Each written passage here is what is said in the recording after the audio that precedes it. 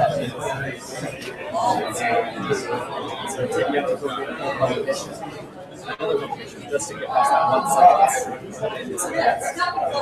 it looks like just about everybody's here, so we're going to get started. I'm going to introduce Bryan. He's right over here. He's going to be our moderator today, and I will let him go. And thank you everybody so much for coming out on a Sunday afternoon. And welcome to Cornell Tech. And I guess I'll give you a little bit of an overview if you're new for this today. This event started on Friday night at 7 p.m. We had a few keynote speakers to inspire, and then we had team formation at 9 o'clock. We pretty much emptied campus, and we kicked off again at 8 a.m. on Saturday morning with, again, some keynotes, and then team formation, and students began hacking at 10 a.m. And they stopped hacking this morning at noon, and then we had about 17 or 18 teams, and from that, I think it was 9 judges went around, and we pulled it down to the top 10, which we're actually going to announce at 2:20. The top 10 teams will find out that they are then going to come up here at 2:30 and start pitching and show you their demos. Okay, so now I'm going to turn it over to Matt. Thank you so much. Thanks, Amy. Whoa. I'm new to this microphone situation. Okay, pack of cards, 1 pack of cards distance. Okay. Well, thanks guys. I'm Bryan. I'm a data scientist turned product manager from Capital One Labs. Data scientist turned product manager means you don't get invited to hackathons anymore. So I'm excited to be here, excited to see y'all. How many people didn't get any sleep last night? Awesome. That is fantastic that you were kind of passionate and excited, and right now nervous that you may or may not be presenting in an hour or under an hour. So thanks for joining us. We have a really incredible panel here, and I think you're very lucky. You have a mic, good. We're very lucky to have these folks, these luminaries in the data science field. There are people of many talents, many backgrounds, many experiences. And so rather than get a full bio from each of you into all your successes, I wonder if you can kind of give folks some context on your kind of role in data science right now. So are you someone who's inventing new algorithms? Are you someone who's pulling things together and building things? Are you someone who's leading teams and kind of hacking on the side when you get a chance? Or are you a professional panelist who we pay to be here and all you do is talk about data science? And then so give me that, and then what you're excited about right now. So of the many kind of projects you're working on and things you're doing, which one you're kind of really is in your head right now today? So why don't we start with Jake? All right, I'll kick it off. I'm Jake. How's the mic? All right. I'm Jake Hofman. I'm a research scientist at Microsoft Research in New York City, which is a few blocks away. I work in the field of computational social science. So most of my job is looking at large-scale data sets about what people do online and how they interact with each other, and trying to understand things about social science from that, publish papers, and innovate on your products. And one of the things that I'm most excited about now that I'm working on is a project to help people understand statistics and use better. My name is Drew Conway. I am currently head of data at Conway-Project Florida here in the city. I think my role right now is probably best described as running a team. So I have a team of me plus 4 others. And, we do get to build some really interesting new algorithms. Unfortunately, I don't get too much of them anymore, but it's fun to hack on the side and have a chance to do it when I can. I think the thing I'm most excited about right now is this idea of being able to solve data science problems for data that is no longer trapped in the commercial web and data that's being generated outside of the web by machines and by sensors, and there's a whole kind of white space of problems to be solved there that we haven't had a chance to look at yet because the technology hasn't been there. Hey, I'm Gilad. I'm the chief data scientist at Dataworks. We're a startup studio just a few blocks away also. And we launch companies and startups. So Bitly came out of Dataworks, so did Chartbeat, Socialflow, and a bunch of other companies. So my focus is primarily on product building. We have a data team that's sort of centrally located in the group. And it's small. Generally, Dataworks is very small. So we have a small data team that sort of works across the different early stage products. from building sort of data features into the product, so Dig and Instapaper are there, to building completely new products out of sort of interesting phenomenons and interesting ways in which we've sort of aggregated and analyzed data that we have access to. So I'd say one of the, my focus right now, and one thing I'm very interested in is sort of looking at content around news. And we have these really interesting prototypes that do some fascinating aggregations on news across different publishers internally. So we're thinking, so what's Google News? What's the next sort of stage of Google News? So sort of a lot of work on sort of aggregations and filtering of news. So I introduced myself already a little bit yesterday as a refresher. I'm Chief Scientist of Distillery. It's a company that's no longer a startup in display and digital advertising in general. I guess my speaking schedule would suggest that I do this professionally, but unfortunately I'm not getting paid, so I must be doing something wrong. I managed to avoid managerial responsibility until now, so I'm not running a team. I'm very happy about this. But I do have a team to work with.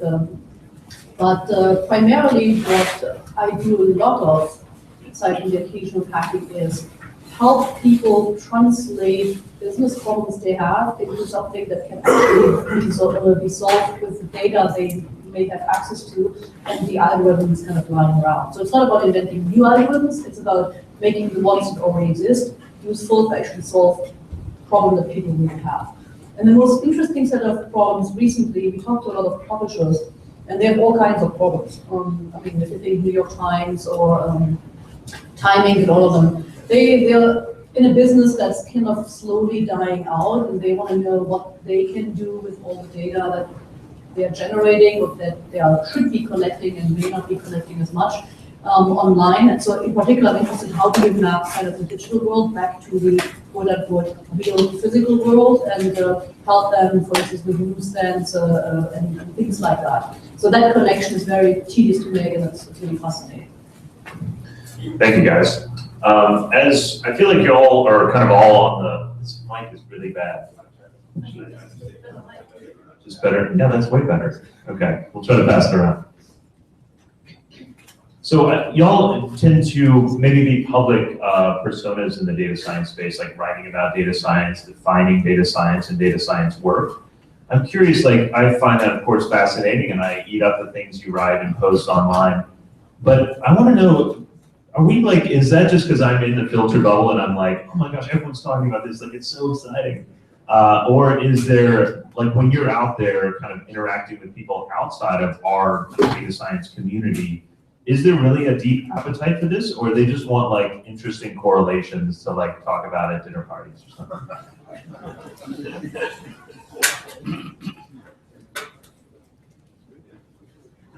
I guess my first point of this is there have always been a lot of interest in what we're doing. It has gotten a lot broader. I mean, it's not like this is an entirely new thing. We did data science 20 years ago, we just didn't call it that thing, or something else altogether.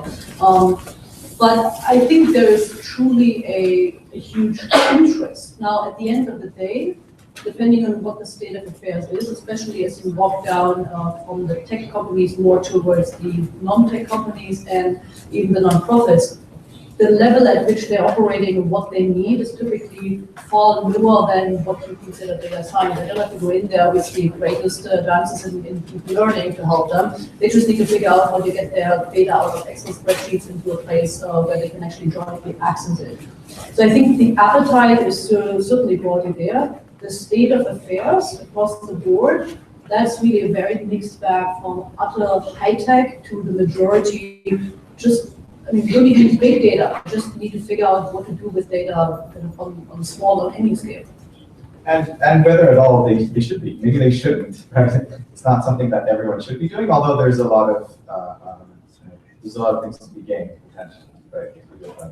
I would say to your question, it also really depends on who. I think marketers are very excited by data and the idea of big data, even though they may not be using the most complex of techniques. And their sort of definition of data is or data practices is very different from what probably we would define as data practices. But I tend to agree with you somewhat that the excitement feels very much within the sort of group of peers who also practice this work. And I'd say part of it is because it's a really exciting time. There's just so much more ease of access to data, to computation, and then to methods. Like, we can do so much more now than 10 years ago. So, I would add a one part pessimistic and one part optimistic. So like the pessimistic side of this is, yeah, data science is sexy, and it's called sexy because we think of what we're producing as being about us. And so for every word cloud and density map and bar chart that makes its way into the popular consciousness that's called the analysis of big data, people see a reflection of themselves, and so they get really excited about it. And that's the sexy thing about data science. And that's why I think it's been permeated the social consciousness now, which, by the way, I think is a good thing, but I don't think there's a ton of learning from that as a society. The positive side is, I think, like all technology, as it evolves and grows, it starts to move down the chain to places where technologists don't have to be the ones applying it. So the social sector and governments are now demanding that things be data-driven, and I think that's really important. But as my colleagues have said, it doesn't have to be the most sophisticated analysis. It can be simple stuff that has a large impact, and that's just as important as developing a new algorithm, publishing a paper.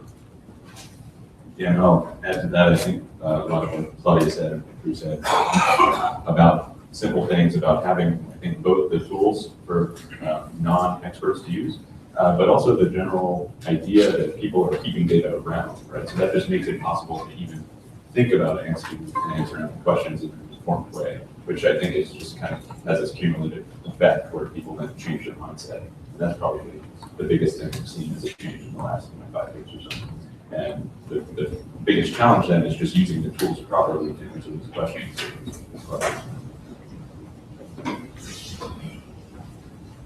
So it sounds like you see like that there is kind of a big change in consciousness around what's possible.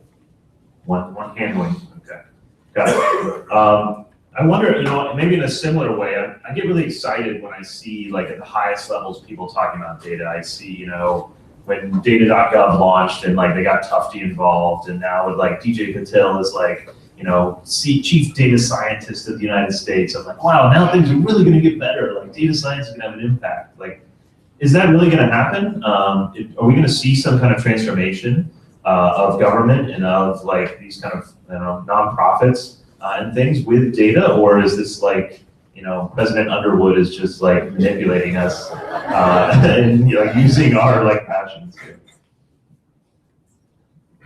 So I think we have to, because citizens will begin to demand this, and I think part of the movement for transparency in government and what Jake was talking about, the movement for archiving data, is part of this national desire that's in one part generational, another part technological, that we have this expectation that decision makers are going to be making decisions off of data in one part or the other. And so we have to get to a place where it's important. Now, will we not go there directly? Yes. I mean, is some of this stuff done for at least equal parts PR as it is for service? Yes. But I think that, again, that will change as successes start to pile up. And, we live in a city where there's a lot of success, and it's been kind of a hallmark of this kind of application of data. New York City. New York City. Well, maybe we don't all live there. Yeah, I think one of the things that might get that straight route there is the conflicting interests, right? So it's interesting when you ask the police department or somewhere to give you data because they see it just as a liability in some sense, in the short term. In the long term, I think it's an asset, but it's hard to get that balance before it's proven that it's an asset.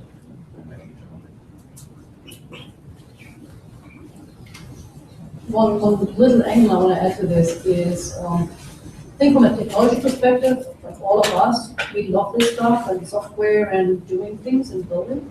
But from a managerial decision-making, especially areas where older generations are still in charge, they have a hard time figuring out what the hell to do with this and whether they should trust this or not. And they don't like to deal with things they don't understand. So there is a little bit of a wait time or educational time to get decision-making fully on board. We all say decisions should be made based on data, but to make this actually happen, especially in large, older organizations, and for me, governance kind of fall into that category, is it takes a while, it takes a lot of convincing. I think along those lines, maybe even some of the details of New York City, what are what's some of the impact? All right, I'm gonna sit up straight and talk to the mic. So what is some of the impact, things that have happened over the last year that you would tell stories to get people excited about what's possible with data? How can I stop telling people about Amazon recommendations? It's yeah, that's data science. Look at that, isn't that cool? What are some things what are stories you tell about the power of data, especially in the past year, or things that feel really fresh? So I can give you one or two. They're actually international ones. One is a project that was in Uganda called Uganda Speaks in collaboration with IBM. And you basically can send text messages about problems you solve. It could be violence outbreak, medical, lack of water. And they built an automated prioritization and classification system to make sure that these texts actually get routed in priority to the right person to respond, because you can't have somebody sit there and read 10,000 text messages every day. So that system was super exciting in terms of impact. The other one is they started to use satellite images to measure economic well-being of communities in Africa. Because, hey, if you have something else than straw on your roof, it means you're probably doing well. This is a very kind of indirect measure, but very concise to say, these are areas that probably need help most. Here we actually see a shift where things have improved. So that was another cool example. Yeah, so Crisis Text Line, I think, does a similar thing in New York City, where they look at priorities of text messages coming in and help teenagers seek help. I would say on the product building side, it's just very exciting. There's a startup, an Israeli startup, which I forget their name, Wayward.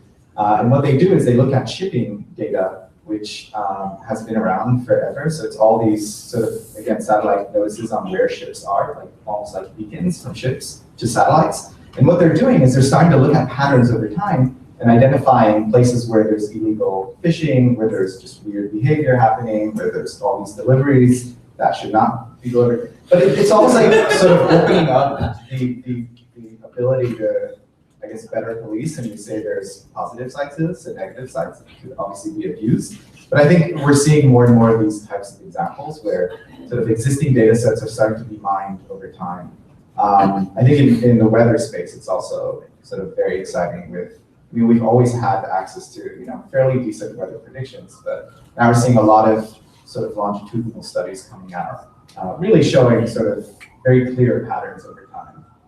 So I think I'm very excited about that. So I co-founded an organization called DataKind, which has many stories in this sort of vein. And I would invite all of you to check it out if you're looking for inspiration to where data can be applied to social problems.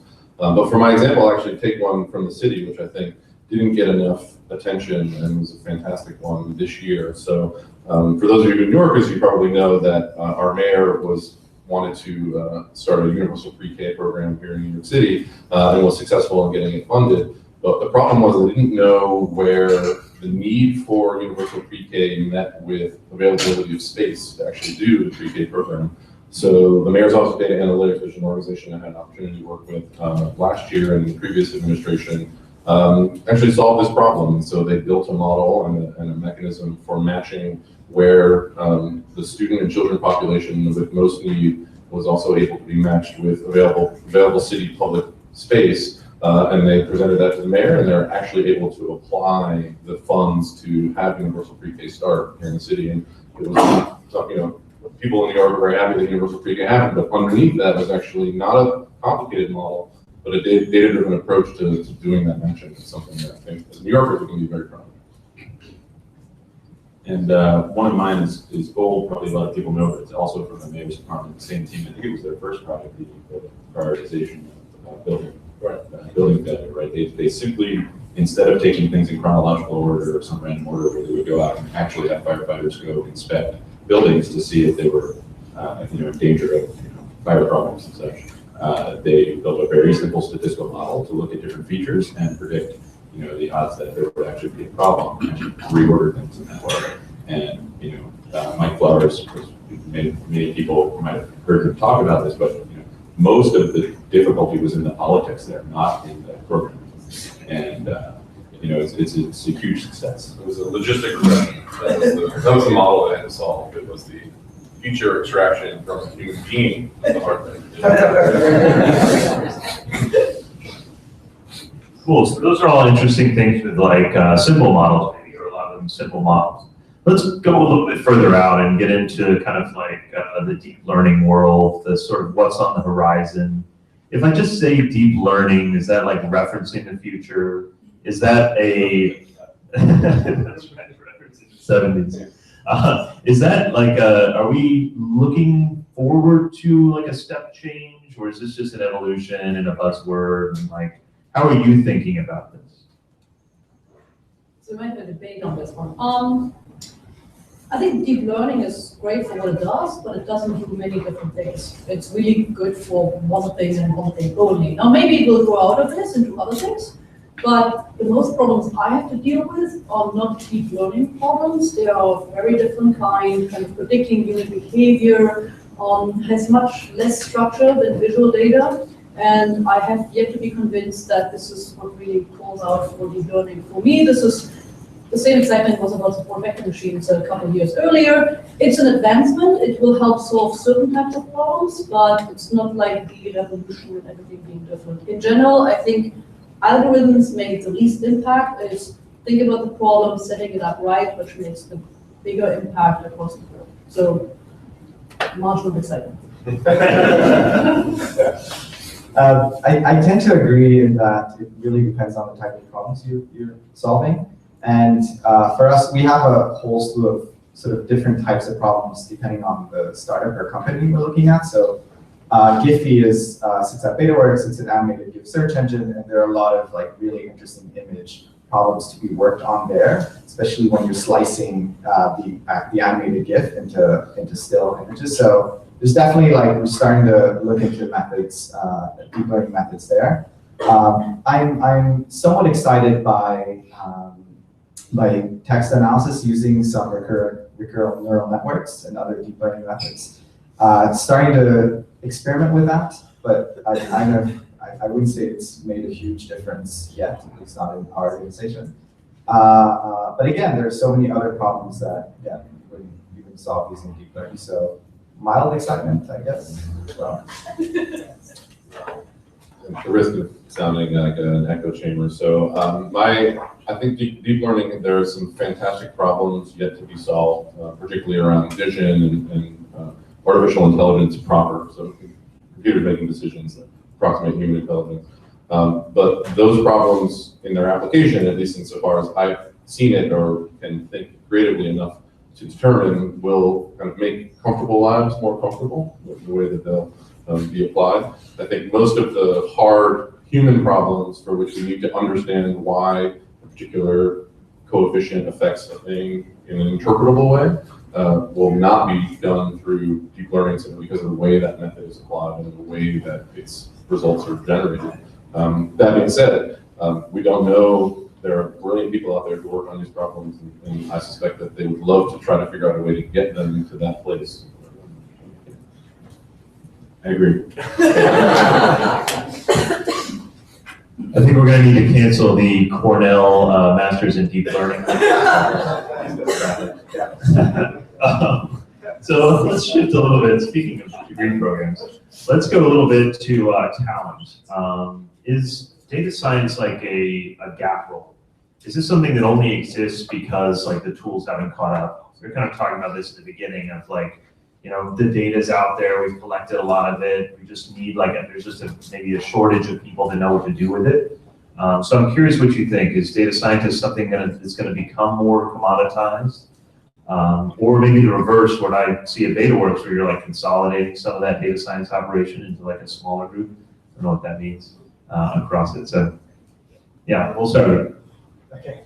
So yeah, we have a small data science team that works across the companies, but they're all early stage. As they grow and sort of launch out of Betaworks, they start their own teams, like Chartbeat. They have sort of their own kind of growing data teams. So it's not necessarily keeping things small and consolidated.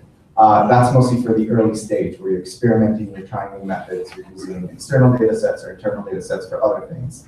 With regard to talent, I think, so one, the hype is actually really nice because we're getting events like this, we're getting a lot of programs popping up, and I think that's really great and really, really exciting for the field. The one place where there's lack is experience, and so people who have experience, and part of it is sort of knowing which questions to ask, right? Like, how do we know what we're after, and how do we translate that to math or an algorithm or a method? And I think that will keep going. Like, we'll still sort of have a lack of experienced dataists for a number of years, but it definitely feels like we're catching up. Like this year, we make a call for summer interns every year, and it's been like I guess if I were to plot out the submissions of like solid candidates, it would look like this hockey stick where a few years ago it would be we take 2 out of 5 maybe. And now we took 3 out of 50, right, solid candidates. So I'd say that it definitely feels like there's a lot more potential out there. So yeah, I'd only add 2 things. One, as someone who has been spending the better part of last year recruiting a team, it's still really hard to find good data science. I don't think if it is a gap problem, it's a fairly wide gap still. But to Gilad's point, I think the nice thing about data science as a discipline such as it is, it attracts people who have very different experiences, both sort of academically and professionally. And so that pool of people is getting bigger and bigger. So I'm a trained political scientist.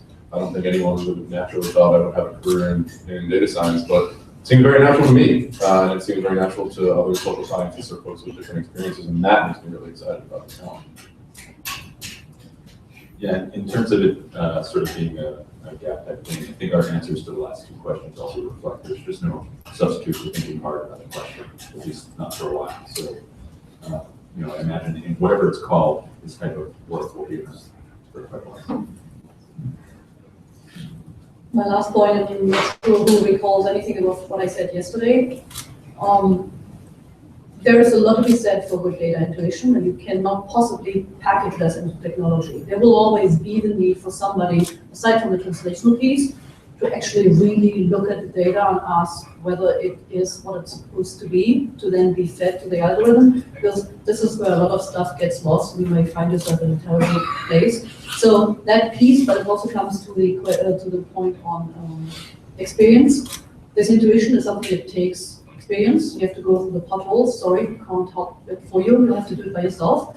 That's how you learn, and that's where the human skill and creativity will be absolutely essential also moving forward. We will not be substituted by technology anytime soon. I'm not worried. Interesting. So hackathons like this, they can help you get in those like 10,000 hours faster, just like not sleeping.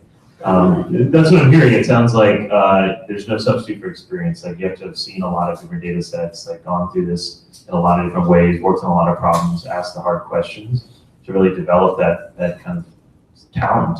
But I think the starting point is intellectual curiosity. That's actually the hardest. You can be trained in a technical component, but the intellectual curiosity is the thing that you have to come to the profession or the discipline with, which is much harder to find and the impossible, I think, part to generate algorithmically. I think this drive is so critical because many times you'll join an organization that doesn't really have things set up. So you have to do a lot of the groundwork before you can get to the fun part. Right? And I think people think that, I have all this data, it's all set up and ready, and then I'll just run some stuff on it, find insight. But actually, many times you're spending your time just setting things up. And if you don't have that drive and that curiosity, then that's part that's really hard to do. Thanks, guys. How about let's talk about risks and like unintended consequences. I really like Gilad, you were writing about a few of these things. One on the iTunes store and sort of a non-linearity there, but also kind of referenced the $20 million book or whatever on Amazon and a few other things. So I feel like many of the customer service frustrations we're going to have over the next 20 years are all going to be related to like algorithms run amok, where we can't break out of whatever the computer thinks we're trying to do. So what do you guys, let's talk about some of those examples out there and what do you think the lessons learned from those are? Okay. Should pick a different seat. Yeah. So unintended biases and consequences of algorithmic systems, I think, is also a very, it's like a mini deep learning now. I think it's a very hot topic, an important one to study, because we're engaging with more and more of these automated spaces, and we're seeing the consequences now. You mentioned the iTunes. So I put out this sort of little analysis on iTunes ranking because one, we're really interested in iTunes. We build lots of apps. We're very dependent on what sort of Apple features and what makes it up the ranks, right? So when you launch an app, it doesn't only have to be good. You have to get it to users, and you're basically at the beck and call of Apple if they feature you, and then their algorithm that kind of chooses what is the top app, right? Because that's one of the only ways to get visibility for your app. So I've just been collecting this data, and it's freely accessible online. You hit their RSS feed, saving it for the last year, just to see what we can get out of it. And it was really interesting because one, we saw huge inconsistencies, where there are a few days in the year where just things went completely out of whack, where the system was completely stable except those few days. And then other just weird things that were happening where all these companies were boosting. So it's a phenomenon that's, I think, well known if you're a marketer, at least, where you pay for incentivized downloads and for people to download your app, and then you jump up in rankings. So lots of people sort of abuse these systems as well. So one, it was really interesting. Really interesting because we aggregated the data. We sort of published what we found out there. We sort of had some internal learnings on how we can better launch apps, like what are the better days where things are more sort of stable in the App Store, then they're probably better to launch on, and we've experimented with that. But it was also great to sort of publish it, put it out there, and get other people's experiences, which I find very important to do. So put out our findings and then get folks to also tell us what they've experienced, what they've seen in the App Store. So in the case of this sort of algorithm or iTunes, it's a walled garden. Apple is just not responsive at all. So I don't know. We still have no idea why you see these glitches. And I suspect it's days where they're trying things out, where they're changing some of their ranking method or something is changed there. And so you see these inconsistencies. All these apps are booted off, and all these new apps come in just for a day, and they come back. So I think it's one way to question sort of this power that's embedded in these systems, and especially in an ecosystem when we're all so dependent on this one company and this one space to get visibility. I think it's important that more and more of us do these kinds of things and also publish them so others can build on top of that. So I wanted to share not a specific, or somewhat of example. So there's one thing that happens when you let the recommender systems optimize to what people like. People only see what they like. And that's okay when we're talking about books and movies, but when it comes to political news, that is no longer really okay, because we are never challenged to question our biases because we're increasingly kind of pushed down the same direction. When this actually happens in practice, there's a flip side to it, that there are prejudices in our society that we don't like, but that any even unbiased method will find. And then we're all of a sudden faced with these prejudices, some of the proactive policing.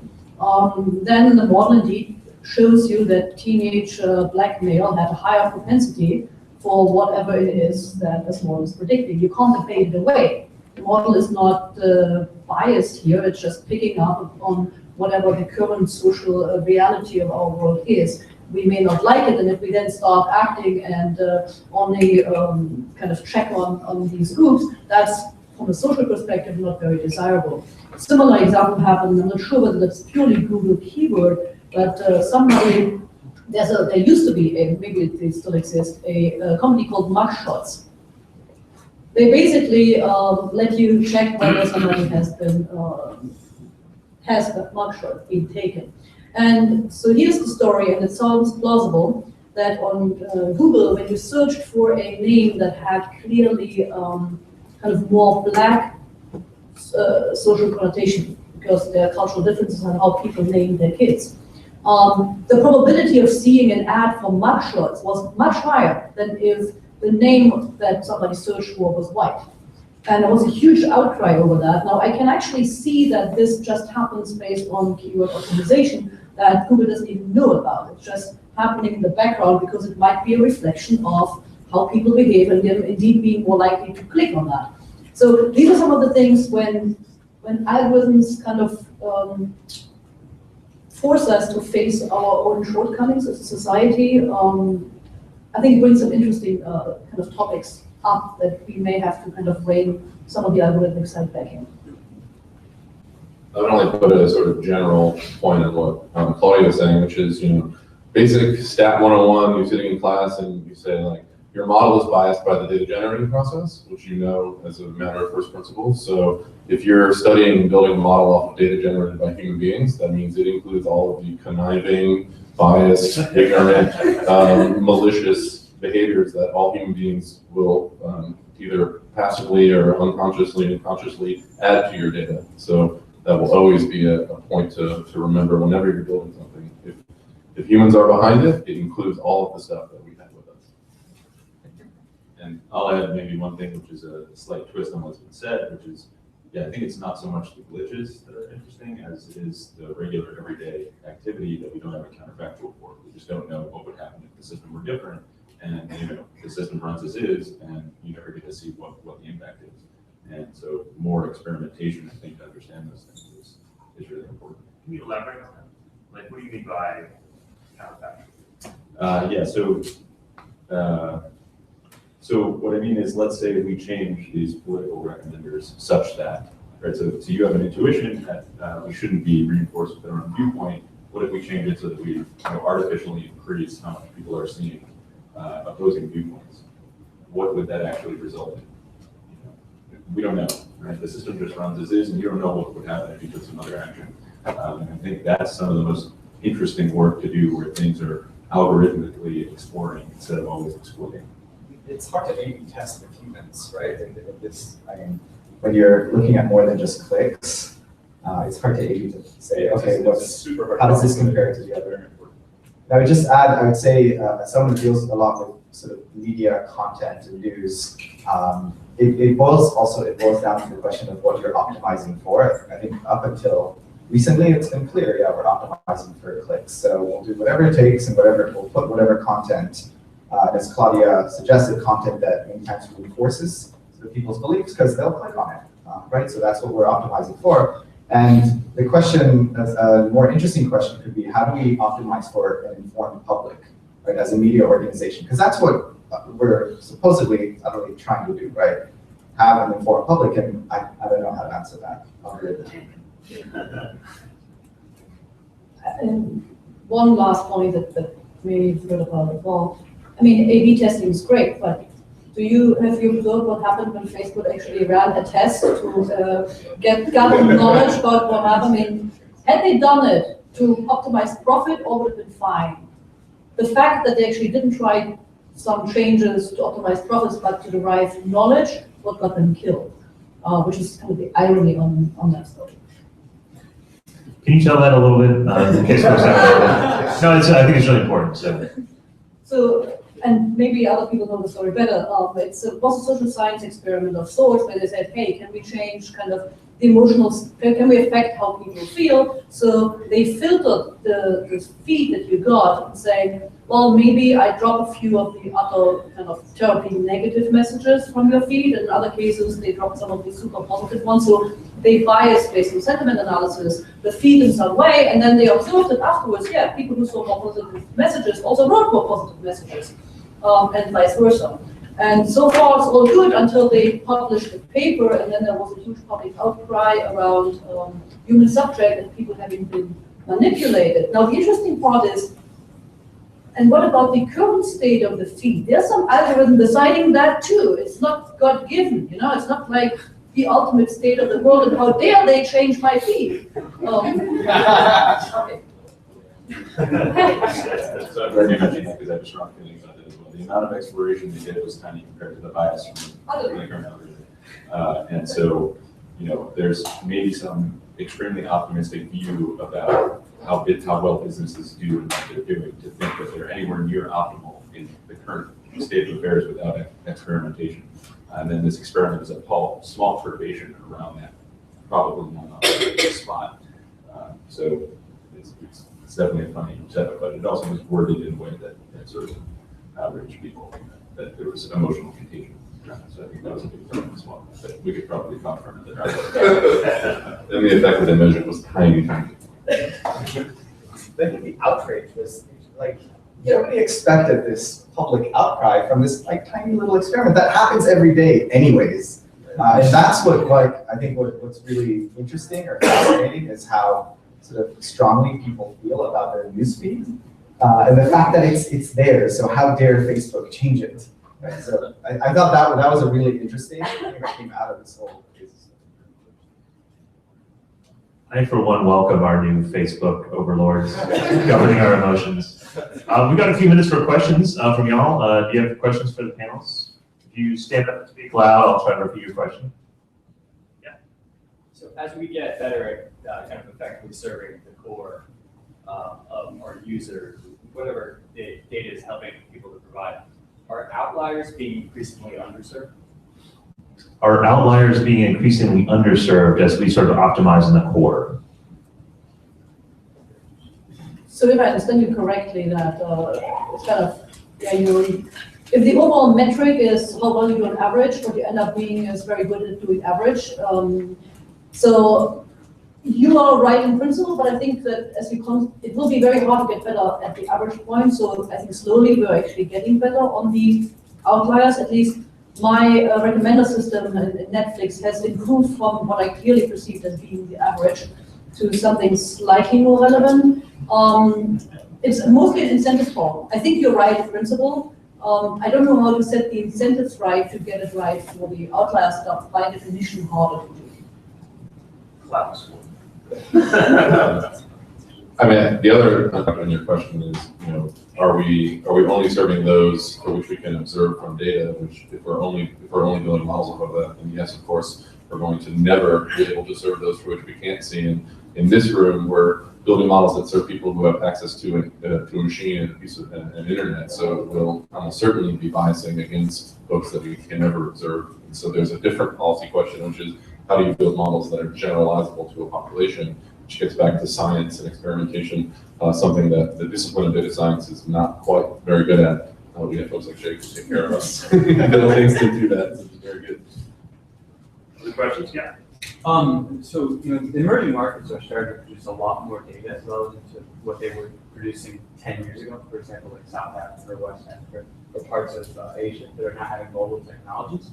What do you think are the learnings that are going to come out from those regions? Because it's going to be, I think it might be structurally different from the data that they're going to. So there's more data coming from emerging markets. So what are we going to learn with that data? Like, what are we going to see kind of develop? And are there improvements to the size that we can make from any of the such data you think is coming? Are there improvements we can make in those places based on the data? Okay. So, for example, like mobile money in, you know, small business lending, right? So like microfinance sort of thing. That's a tough one. I mean, I hear interesting analysis done in this area of how to build credit scores or something like that, to build a reliable kind of lending system in places that hasn't had it before. And for the first time, something like mobile data can serve that need. It can also be an indicator of economic distress. So I think we have more freedom. I mean, try to get your hand on mobile data in the US or even better, Europe. Good luck. I think we have seen very interesting projects coming out of these areas, not necessarily because it's more used, but because people are more willing to share data. They don't have as kind of clean-cut privacy laws. So I see your role for optimism that technology is used differently and there's more interesting things to be done with it, but I don't have a strong overarching point of that. So as the value of data becomes more and more understood, do you foresee perhaps data hoarding and people in organizations making data less available? So the question was, as the value of data becomes more understood, whether we see kind of data hoarding. I'm not sure the value of data is getting better understood. At least I think there's just a general sense of value, but we might be as wrong now in terms of overestimating the value of data compared to having underestimated for the last 20 years. So I'm not sure about that part. The hoarding, we have always had hoarding, and we will continue to see. We have walled gardens where within Facebook or Google has its own data and sees almost everything. So this is already in the making. I see especially in marketing in people giving out specific identifiers that only mean something to them and nobody else. It's very hard to re-identify the same person across different places. So there is clearly a recognition of value that now leads to exactly what you're alluding to, the kind of limiting access. But overall, I think at the same time, you still have kind of a countermeasure. So there is a bit of a balance as of right now, the way I see it. I'd say that, Shirley, the nice thing is that, well, there may be a lot of hoarding in bigger companies, but with smaller companies and startups, I think the norm is to open up and sort of see what can be done with your data. Part of it is a resource question. You're not able to do all the things you'd like to do or spend the time. But there's huge sort of incentives there and huge value brought by having a community sort of helping you figure out that value. And I think, again, the company thing is a tough question, but in the research world, academic world, you're getting a big push for reproducible research. That is continuing to evolve, so I think that's one hopeful direction, at least where I was asked to provide a list of tweet IDs for hundreds of millions of tweets that we have there to develop it, and I was glad to be asked that. So I think we're seeing more of that sort of thing. Question? Yeah. It's kind of interesting when you think, like, over the past 10 years, as we've become more digitized, we've gained convenience in return for providing data. It's become sort of like an acceptable transaction that there's an exchange of value. We provide our data, we get a pizza, we don't have to go to the store. We get a cab that takes us where we want by having to deal with a dispatch service. They get data on what our habits are for using cabs. But at the same time, it seems like there's been a recent trend in not only litigation, but also consumer interest towards anonymity and privacy. Companies like Snapchat, WhatsApp, that are offering the ability to get this value without necessarily offering your data, are becoming more popular. Europe is starting to get this litigation more and more enforced of anonymity, being able to wipe your presence off the internet. Given this kind of trend, what kind of advice or policies would you suggest to organizations trying to use data in the future, given that their customers or user base may not necessarily want to make these exchanges anymore with value? They may prefer to keep their anonymity and privacy rather than trade their data and personal information, even for a positive service that provides value. Okay, I'll try to summarize that. As we trend toward more kind of desire for consumer privacy in like a data-driven world, what are some recommendations on like how to deal with that from a data science point of view? Is that fair? Data science or customer or company product perspective. Okay. Company or product perspective as well. I'll try to answer the first part of the question, and then I'll answer it. So I think the way to be successful as a company is to say that you're going to build value as a company on the services that you provide on the data, and then in fact your customers should be the owners of it, and you build tools that help them use the data that they create for you. But your value as a company is the thing that you can do with that data that no one else can, and that the bits themselves are just the foundation, and that it's a communal thing that the user should own.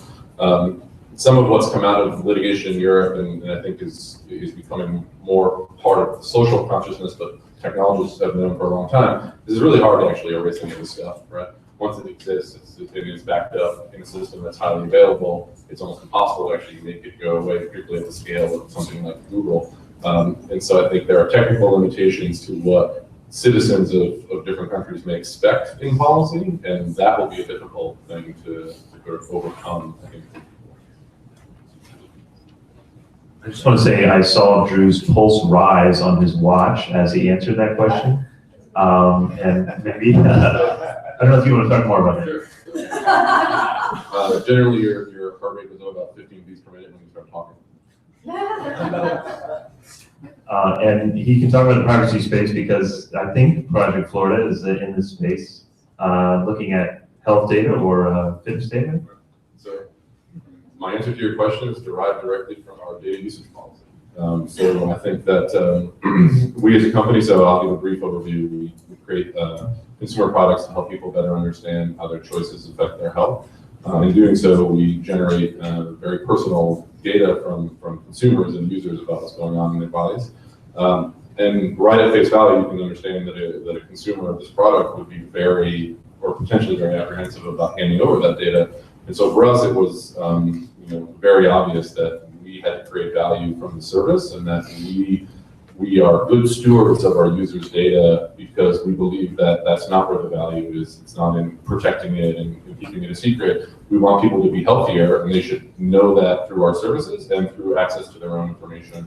I started this panel talking about the exciting space being where data is being generated outside the consumer web. And I think it's part of the reason that that's exciting is that there's not a natural inclination to protect stuff when it's outside the consumer web, because you don't have this natural walled garden effect, because you're not building a system for protecting data, you're building a system for generating it and building value off of it.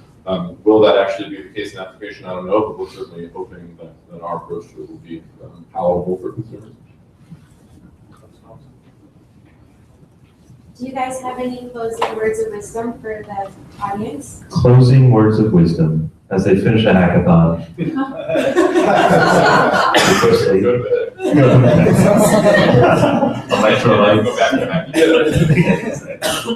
How about someone who's just graduating? I'd say, I think it's really important to write things up. And even if it's not academic published papers, just put something up online with your work, because one, you'll forget the stuff that you've done, but also just have your work out there. And I also think it's the best form of resume.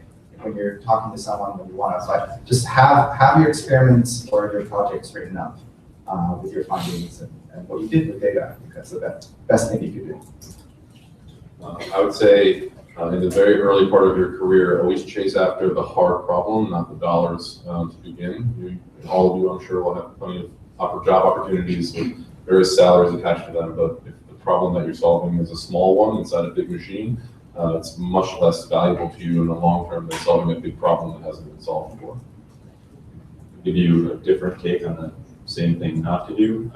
Work on hard problems that you really care about. Don't work on the problems for the money. I think all the successful things I've seen, people are really dedicated. They want to solve these problems because they care about them, not because it's going to get them a great job. Finally, judging by the recent interview rounds that we have run, talk to people about what you do. Talk to your friends, talk to your mom, I don't care. Talk to people who don't do what you do and try to explain to them why you're solving this in the first place.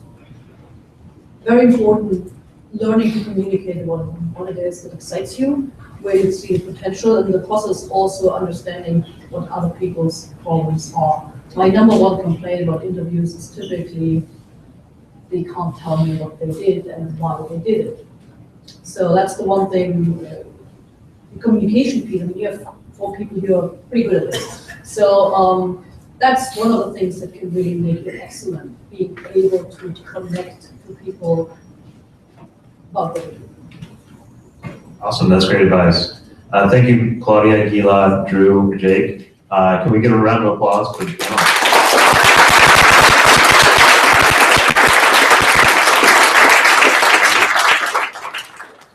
Appreciate it, guys.